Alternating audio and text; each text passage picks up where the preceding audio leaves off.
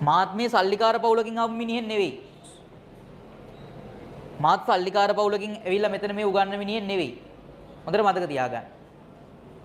සමහර ලාවට ඔයා මේ දැන් ඔයා පුතා දැන් අවුරුදු 16යි 11 වසරේ ළමයෙක්නේ. ඔයාගේ අතේ මේ වෙනකොට ෆෝන් එකක් තියෙනවනේ. ඒක අම්මගෙන් ඉල්ලන් ආපු එකක් හෝ එහෙම නැත්තම් පුතා ඔයාගේ අතේ තියෙන්නේ ඔයාටම ගෙදරින් අරන් දීපු ෆෝන් එකක්. නැත්තම් ඔයා සල්ලි එකතු කරලා ගත්ත ෆෝන් එකක්. අවුලක් නැහැ. හරිද? අවුලක් නැහැ. ඔයාට අඳින්න ඇඳුම් තියෙනවනම්. හරිද? ඔයාට කණ්ඩ බොණ්ඩ තුන් වේල හම්බ වෙනවනම්. ඔයාට කියලා ෆෝන් එකක් ඔයාට අවශ්‍ය දේවල් ඔක්කොම ලැබෙනවා නම් ඔයා දැන් ගෙවන්නේ සැපපහසු ජීවිතයක්. හරිද? හැබැයි මං ඉස්කෝලේ යන කාලේ අපේ කියන්නේ මට විතරක් නෙවෙයි බහුතරයක් දෙනට පුතේ ෆෝන් එකක් කියලා එකක් අතේ තිබ්බේ නැහැ. ඒ කියන්නේ ෆෝන් තිබ්බේ නැහැ නෙවෙයි. ෆෝන් තිබ්බා අපිට ඒ තරම් වත්කමක් තිබ්බේ නැහැ. හරිද? ඔය මං ඒ ලෙවල් කාලෙත් එහෙමයි. දැන් ඔය මං ගොඩක් විරුද්ධයි මං ඔය සෙමිනාරවලත් කියනවා. ෆෝන් එක ඔබන ළමයි ඉන්නවනේ. මේ උගන්නන වෙලාවේ ෆෝන් එක ඔබන ළමයි ඉන්නවා. අපිත් ඒ ලෙවල් ක්ලාස් යන කාලේ පවා පුතේ ඒ ලෙවල් ක්ලාස් යනකොට මේ වගේ හෙන සෙනගන්නේ. අපි මේ වගේ ඉස්සරහා පෝලිං වල වාඩි වෙලා සමහරවිට ඔය වගේ ඉඩ නැහැ. ඔය වගේ වාඩි වෙන්න වෙනවා. අපිට පේනවා අපි වටේ ඉන්නේ උන් ටික ෆෝන් එක ඔබනවා. හරිද? අපි මොකුත් කියන්න යන්නෙත් නැහැ. මොකද අපිට වැඩක් නැහැනේ. උන් ෆෝන් එක ඔබනවා, එක්ක මැච් එක බලනවා, නැත්නම් TikTok බලනවා, Facebook යනවා, ඒ වගේ එහෙම. මං ඒ ලෙවල් ලියලත් පුතේ වැඩි කාලයක් යන්නේ දැන් අවුරුදු කීපයයිනි වෙන්නේ. එතකොට ඒ කාලේ මම මේ කතා කරන්නේ හරිද? එහෙම මේ ෆෝන් එක ඔබ එහෙම හිටපෙවුන් ටිකක් හිටියා. වැඩ කළේ නැහැ. හැබැයි සමහරු හිටියා උනන්දුවෙන් වැඩ කළා. මාත් ඒගොල්ලට අයිති වෙන්නේ මොකද මට ෆෝන් එකක් තිබුණා ඒ ලෙවල් වෙනකොට. පොඩි ෆෝන් එකක් රුපියල් 12000ක විතර ෆෝන් එකක් තිබුණා. ඒකත් ඔය ගෙදර අර පාවිච්චියෙන් නිකන් අම්මා අරගත්ත එකක් පොඩි ෆෝන් එකක් තිබ්බේ. හරිද? ඒක අදින්න ලැජ්ජයි මට. ඇයි? අනිත් ඒුන් ළඟ ඔක්කොම ඉතින් ඔය Apple අරවම ෆෝන් ටිකක් තියෙනවා. ඉතින් ටිකක් උන් ළඟ තියෙන හොඳ ෆෝන් එකක්. හැබැයි මගේ දැන් මේ ෆෝන් එක අදින්න බෑ එතන ලැජ්ජයි. මං කොහොමද බෑග් එකේ දාගෙන තියෙනවා. හරිද? බෑග් එකේ දාලා තියා ගන්නවා ඕෆ් කරලා තියාගෙන තියෙනවා. හැබැයි මම හොඳටම පුතා ඒ උගන්නන වෙලාවේ කවදාවත්ම වෙන වැඩ කරන්නේ ගුරුවරයා උගන්නන දේ අහගෙන මම කවදාවත් ජීවිතේ පාඩම් කරලා නැහැ. ඔය මගෙන් මැසේජ් දාලා අහනවා සර් පාඩම් කරපු විදිය කියනකොට මම පාඩම් කරලා නැහැ. මට පාඩම් කරන්න බෑ. හරිද? මම පාඩම් කරන විදිය තමයි මේක. මම උගන්නනවා. උගන්නනකොට මට පාඩම් හිටිනවා. ඔයාලා බලන්න ඔයාලටත් ඒ වගේ දන්නේ පාඩම් හිටින්නේ.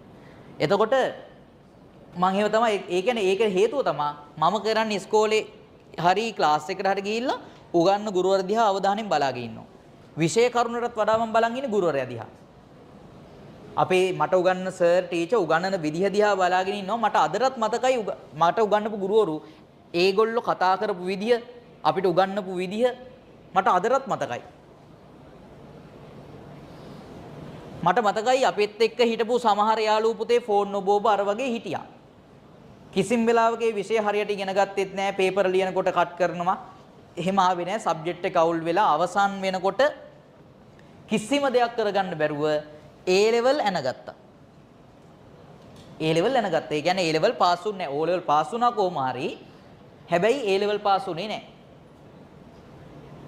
හරිද? A level පාස් වුනේ නැහැ. ඒ අතර කට්ටියක් හිටියා A level පාස් වෙලා කියන්නේ රිසල්ට් එකක් දාලා එක්ක ප්‍රයිවට් කැම්පස් එකකට ගියා. එහෙම නැත්නම් විශ්වවිද්‍යාල තේරුණා. හරිද? දැන් මගේ රිසල්ට් එක අනුව මම දැන් කැලණිය විශ්වවිද්‍යාලේ. හරිද? කැලණිය විශ්වවිද්‍යාලේ දැන් මම ඉගෙන ගන්නවා. එතකොට මට හොඳටම දැක්ක කාරණාව තමයි අර පන්තිවල ෆෝන් ඔබ හිටපු ඒ මගේ යාළුවෝ සමහර වෙලාවට සෙකන්ඩ් සයි තර්ඩ් සයි කරලා ඒත් පුතේ පාස් වෙන්න බෑ. ඇයි උන් ඒ කරන්නේත් ෆෝන් එක ඔබ ඉන්න එක පන්තිවල. උන්ට ඒ තේරිලත් නෑ. උන් අදටත් පුතා තාම දැන් විභාගෙ ලියලා අවුරුදු 3-4ක් ගිහින් දැන් සෙකන්ඩ් සයි තර්ඩ් කරගන්න විදියකුත් නැතුව ඔය තැන් වල පොඩි රස්සාවලට යනවා. තාම මං දැකපු ඊළඟ කාරණා තාම එයා පාවිච්චි කරන්නේ එයා ඒ A level පන්තියේ ඔබ හිටපු ෆෝන් එකමයි. ඒක කැඩුනොත් ඒක හදාගන්නත් එයා අතේ සල්ලිත් නැහැ. ඒතර මතක තියාගන්න. මං දන්නේ ඒක මාර කරුමයක්. හරිද? මම එදා මගේ අතේ ෆෝන් එකක් තිබ්බේ නැති වුණාට අද මගේ ළඟ තියෙනවා. හරිද? අද මගේ ළඟ තියෙනවා.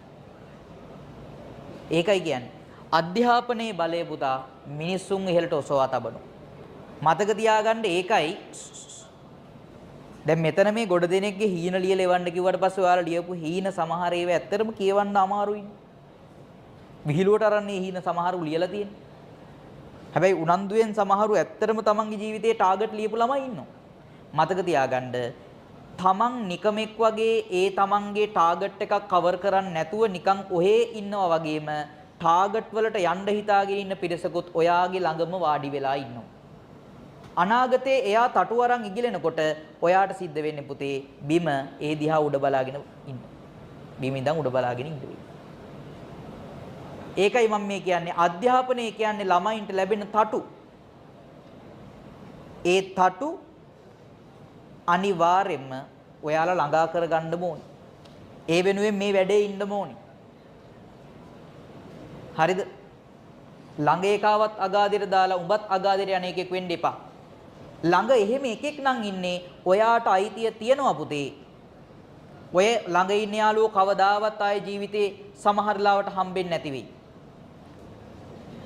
උන් එක එක තැන්වල ඉඳීවි. අපිටත් ඒක අත් වෙලා තියෙන අපි ළඟ එකට හිටපු යාළුවෝ අද හොයාගන්නවත් සමහර රටවල් වල හොයාගන්නවත් නැහැ. කතා බහ කරන්නෙත් නැහැ. නම්බර් එකක්වත් නැහැ.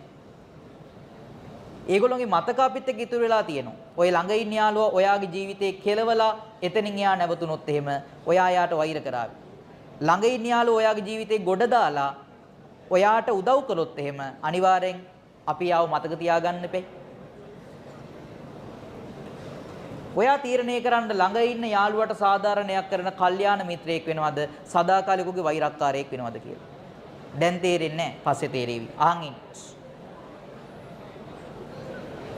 ආයේ ඔය ඊට පස්සේ